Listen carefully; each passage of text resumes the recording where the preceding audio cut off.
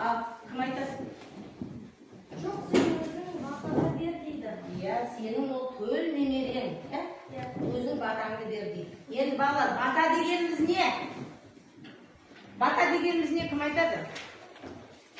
Ата, ана, ағалардың тілегі. Дұрыс айтады. Бата дегеніміз ата-аналардың, ақсақалдардың тілегі екен. Бата көп жерде қолданады. Иә. Ал күнделікті үйде асқа бата беріледі. Иә, тағы жолға бата беріледі. Иә, ал жолға шыққан кезде бата беріледі. Тағы да қандай баталар беріледі? Ал Тойларда беріледі. Тойларда, жиындарда, тағы беріледі. Ал ел мен жерге беріледі. дұрыс, ел мен жерге беріледі. Дұрыс айтады, өте тамаша. Ал енді балалар ондай болса, жаңағы сұрақтарға жауап бергендер не істейді? Өзін-өзі бағалап отырады. Түсініп ма? Қанша сұраққа жауап бердіңдер, соған өздерін бояп отырыңдар. Ойбайма. Ашамыз. Жаңа сабағымызды балалар, біз поэзия минуты әдісі бойынша ашамыз. Мен қазір сендерге өлең оқимын. Ал балалар, ана тілі туралы өлеңдер оқимыз. Ана тілің арың бұл, ұятың боп тұр бетте, өзге тілдің бәрін біл, өз тіліңді құрметте деп бүгінгі біз осы ана тілі тақпағын айта отырып, біз бүгінгі тақырыбымызды ашамыз. Бүгінгі біздің тақырыбымыз өтетін ана тілім, дана тілім екен балалар. Бұл өлең кімнің өлеңі? Кім айтады балалар? Не туралы айтылған? Ана тілін неге теңеген? Сол туралы біз өтеміз. Ал, бүйтейін балалар. Мына бірінші топқа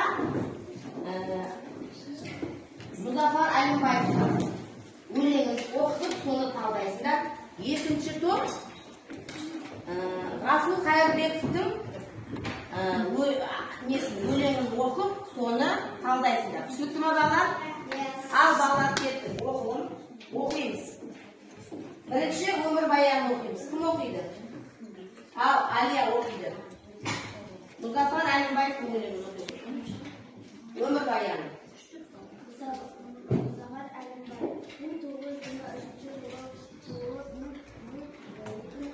жылы егеменде автор аудармашы балалар жазушысы павлодар облысы сипатты ауданы Маралды ауылында қалдырған журналының бас редакторы болып қызмет атқарған.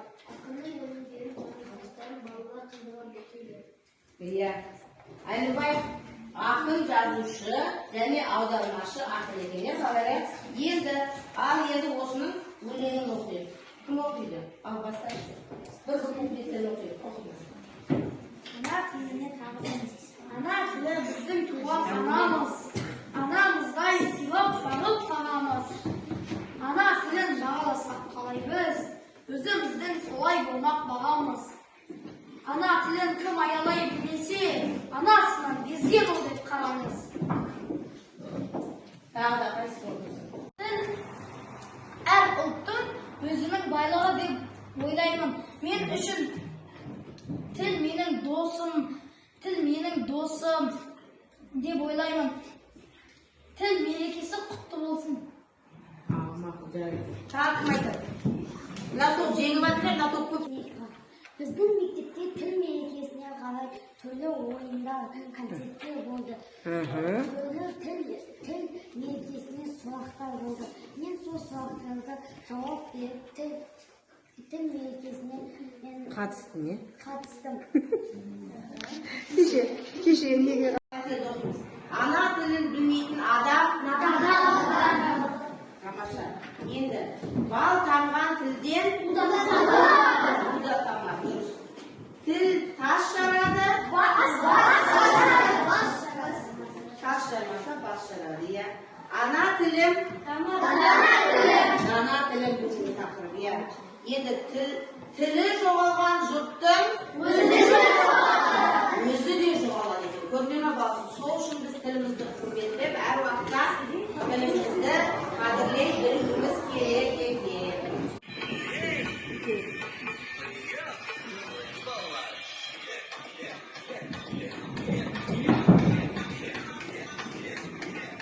Uyanmayın değil mi?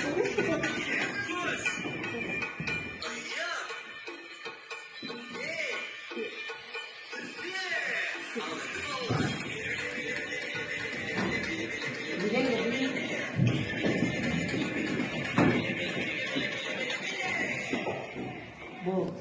Al o kalasın esinde. Tül turabı. Көп өлеңде жаттағанбыз ғой біз.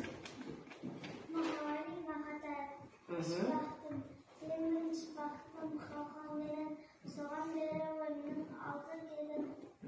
Ол барғызын мен қармақ қойғанмен, қымбат рахатыма нарқам менен.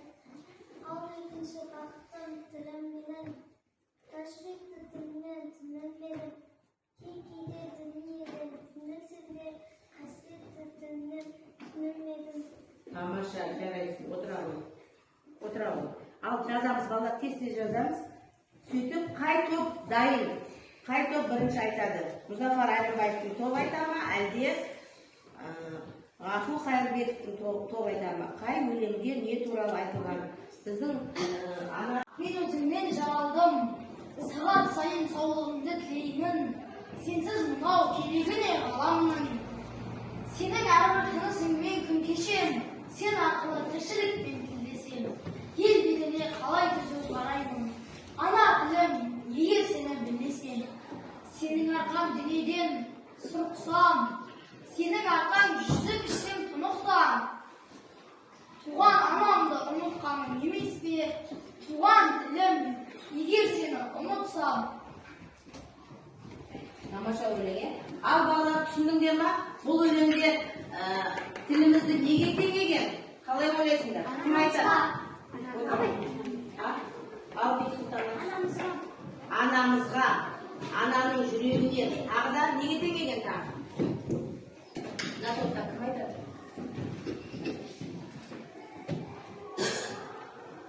Ал Нұрбек. Ананың арқасында Иә. күн кешіп Анасының саулығын тілейді, иә? Я, және Сен сау болмасаң бұл ғаламның не қылып кетеді дейді. Одан кейін соның тынысын не тіршілік тілдесең дейді. Ана тілін. Я, және де ана тілін білмесең, елге қай бетіңмен қарайсың деген мағынада, иә? Иә. Сонда өзіңнің мемлекеттік қазақ тіліңді өгей шегесін бәрін таза білуіміз керек екен, иә балалар, иә? Бізде қазір өзіміздің осы қалада, өзіміздің Қазақстанда дейді, 130-дан астам ұлт өкілдері тұрады, иә, білесіңдер. Неше түрлі ұлт өкілдері тұрады.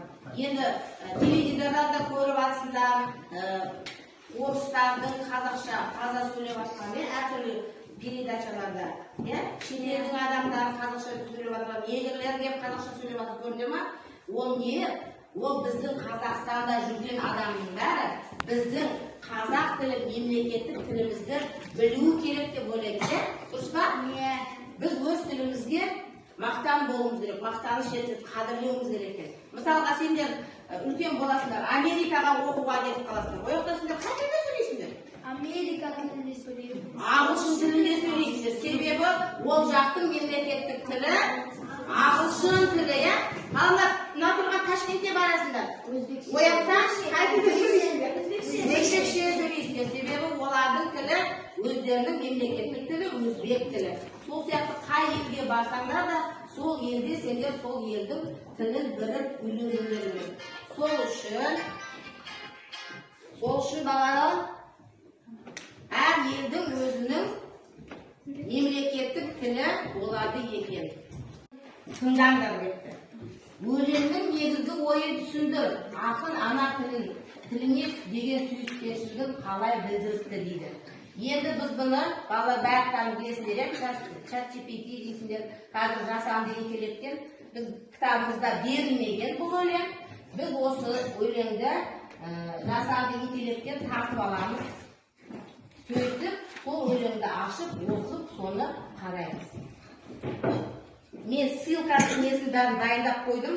Себебі свет болмай қалама, не қалама деп, не қылмайтындар. Ссылкасын несі бар еді ғой? Бәрі осының ішінде дайындап бер деп қойдым жасанды интеллектке. Сөйтіп, бізге мына өлеңді қазір тауып береді. Мынау ссылка арқылы. Енді астында сол өлең шығар деп сразу шығарып қойдым. Міне балалар, қараңдар. Ана тілім дейді. Несіпбек Айтұлының өлеңі. Оқимыз. Ана тілім жүрегісің анамның, жүрек ана, сен өзіңнен жаралдың. Сағат сайын саулығыңды тілеймін. Сенсіз мынау керегі не табамын. Сенің әрбір тынысыңмен күн кешем, сен арқылы тіршілікпен теңесем. Ел бетіне қалай түзу қараймын, ана тілін егер сені білмесем. Сенің арқаң дүниеден сыр ұқсам, сенің арқаң жүзіп іштем тұнықтан. Туған анамды ұмытқаным емес пе, туған тілім егер сені ұмытсам.